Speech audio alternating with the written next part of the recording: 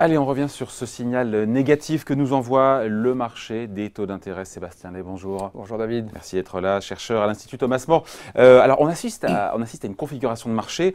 Donc, encore une fois, on est sur les marchés de taux d'intérêt, la courbe de taux d'intérêt.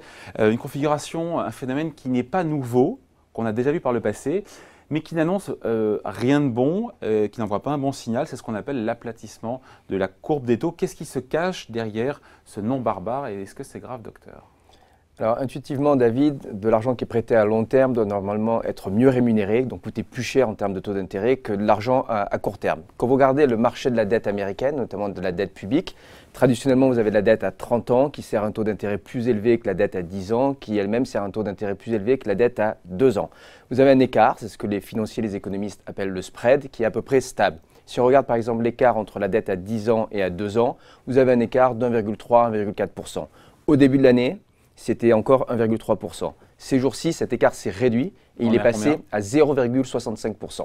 Il s'est réduit de moitié en quelques semaines. Ça veut dire que donc, le niveau de rémunération de la dette américaine à 2 ans par rapport à celle à 10 ans s'est rétréci. Et donc ça veut dire quoi ? Écoutez, historiquement, à chaque récession, on a observé ce phénomène avant-coureur, quelques mois auparavant. Le mot que personne ne veut prononcer, mais ça, avant chaque récession, oui, historiquement, 6 à 7 mois avant chaque récession, vous avez ce phénomène d'aplatissement de la courbe des taux qui aboutit normalement, s'il se produit, nous allons voir ce qui va se passer au cours des prochains mois, à ce qu'on appelle l'inversion de la courbe des taux. Là, quand vous avez l'inversion de la courbe des taux, on n'en est pas là. On n'en est pas là, mais ça veut dire que les taux d'intérêt court terme sont plus élevés que les taux d'intérêt long terme, et quand on y est, on est en récession. Bon, c'est ce qui s'est passé en 2007.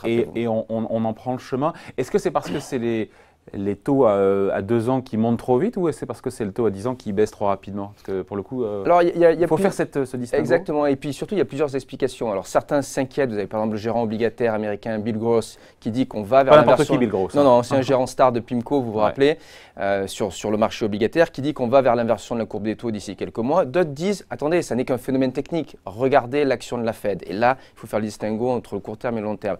La Fed augmente les taux directeurs. En augmentant les taux directeurs, les taux court terme augmentent. Ça marche. Par contre, l'action de la Fed n'a plus aucun impact sur les taux de long terme. Pourquoi? Ceux à 10 ans. Ceux à 10 ans et même à 30 ans, c'est parce que les investisseurs ne croient pas à les anticipations d'inflation et de croissance de la Fed. Et donc, du fait… Qui est trop optimiste. Exactement. Et les investisseurs disent elle est trop dogmatique sur l'inflation, on n'y arrivera pas, on ne lui fait confiance que sur le court terme. Et donc, mécaniquement, vous avez une remontée trop importante des taux court terme et au contraire, une diminution des taux d'intérêt long terme qui fait que vous avez une apparence d'aplatissement de la courbe des taux qui peut n'être que technique. Ça, c'est la première explication. Une autre explication un peu technique, vous avez tous ces gérants institutionnels américains, les fonds de pension, les assureurs, qui ont des obligations de long terme et qui sont obligés d'acheter des actifs de long terme. Et donc, ils n'achètent que de la dette à 10 ans et plus du tout de la dette de court terme. Vous avez un effet mécanique. Même effet mécanique aussi entre l'Europe, regardez ce que fait la BCE et les États-Unis.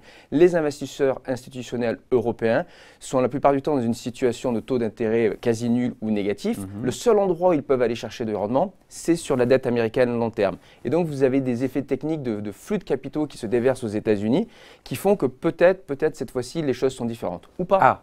Donc c'est peut-être différent cette fois-ci.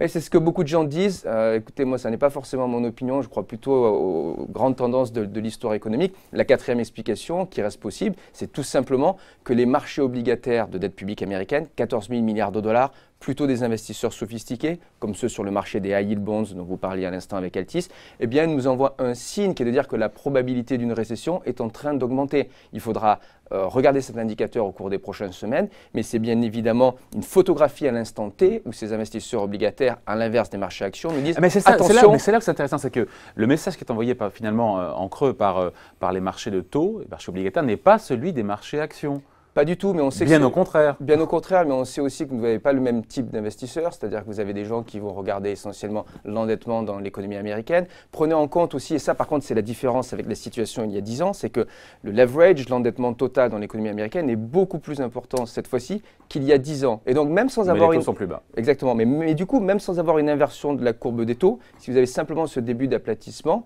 eh bien vous avez des modifications des conditions de crédit qui peuvent ralentir la croissance. Autre point aussi, si ce phénomène se poursuit, que va faire la Fed? La Fed risque de se dire, mon Dieu, si ça envoie un mauvais signal, je vais me arrêter calme. d'augmenter les taux et je me calme. Sur le ressort monétaire. Exactement.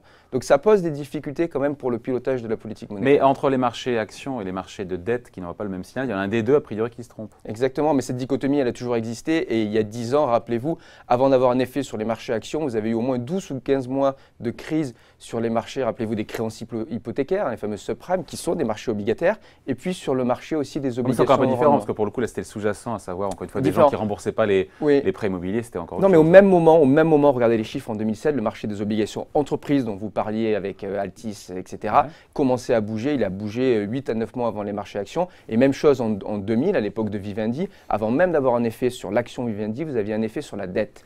Donc cet aplatissement de la courbe des taux d'intérêt, pour le coup, envoie ce signal peut-être d'une récession à venir. C'est ce que nous voyons. C'est le signal en tout cas qui est envoyé par le marché de taux d'intérêt. Exactement, et c'est un signal à surveiller au cours des prochains mois.